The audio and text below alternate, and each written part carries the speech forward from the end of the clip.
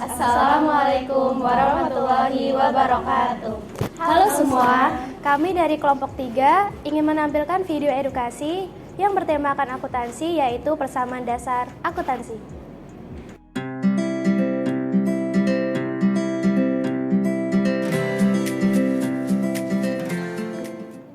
Syahira, kamu mengerti tidak pembelajaran akuntansi yang tadi kita pelajari di kelas? Aku tidak terlalu mengerti nih. Sama, Vin, aku tidak mengerti. Bagaimana ya? Bagaimana jika kita menonton video pembelajaran akuntansi di YouTube? Ide bagus.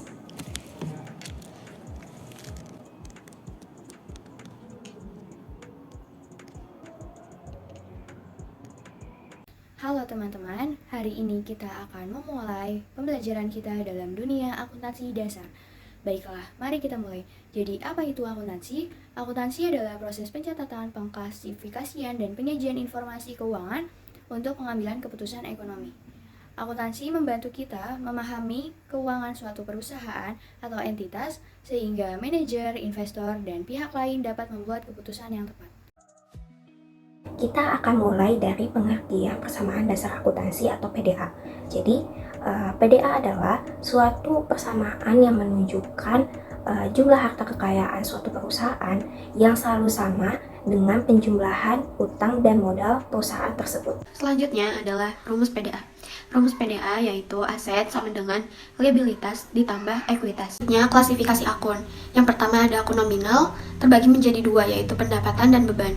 Pendapatan dan beban juga dibagi menjadi dua, yaitu pendapatan operasional dan pendapatan di luar usaha. Begitu pula beban, ada beban operasional dan beban di luar usaha. Yang kedua yaitu akun real. Ini terbagi menjadi tiga, yaitu harta, utang, dan modal. Untuk harta sendiri terbagi menjadi dua, yaitu harta lancar dan tetap. Untuk harta lancar yaitu harta yang dengan mudah dan cepat dikonversi menjadi uang, atau sering juga disebut likuiditas tinggi. Contoh akunnya yaitu kas, piutang, persediaan dan perlengkapan, serta asuransi atau sewa dibayar di muka. Kebalikan dari harta lancar, harta tetap adalah harta yang sulit dan membutuhkan waktu yang lama untuk dikonversi menjadi uang karena nilainya yang lebih tinggi. Contohnya seperti mesin, peralatan, kendaraan, bangunan, dan tanah. Lalu ada utang. Utang terbagi menjadi dua, ada jangka pendek dan jangka panjang. Bedanya hanya di temponya. Lalu yang terakhir ada modal. Modal itu contohnya seperti usaha, private, dan ikhtisar laba rugi. Saya akan memberikan contoh transaksi yang berkaitan dengan persamaan dasar akuntansi. Soal pertama yaitu transaksi pada tanggal 1 Oktober 2023, Tio sebagai pemilik menyetorkan modal berupa uang tunai sebesar 20 juta rupiah dan peralatan senilai 10 juta rupiah. Perlu diingat bahwasanya total aktiva atau aset harus sama dengan total pasiva atau utang ditambah dengan modal. Pada transaksi pertama, analisnya adalah pada kas bertambah 20 juta rupiah, pada peralatan bertambah 10 juta rupiah, dan di sisi kanan pada kolom modal bertambah. Pada kolom keterangan diisi setoran awal.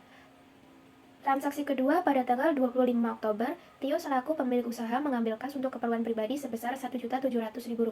Analisisnya adalah pada kolom aset berkurang Rp1.700.000 dan modal berkurang Rp1.700.000.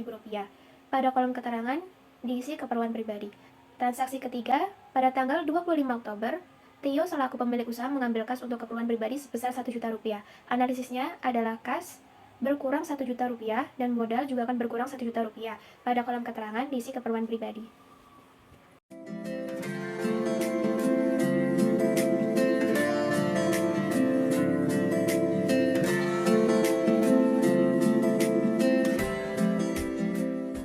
Aku sudah mengerti mengenai persamaan dasar akuntansi, Vin.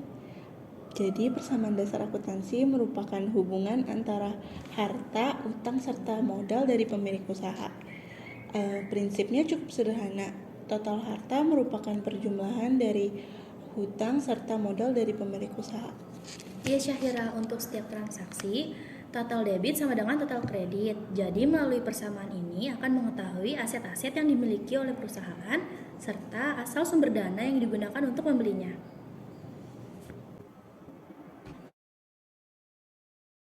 Sekian video dari kami, semoga bermanfaat. Wassalamualaikum warahmatullahi wabarakatuh.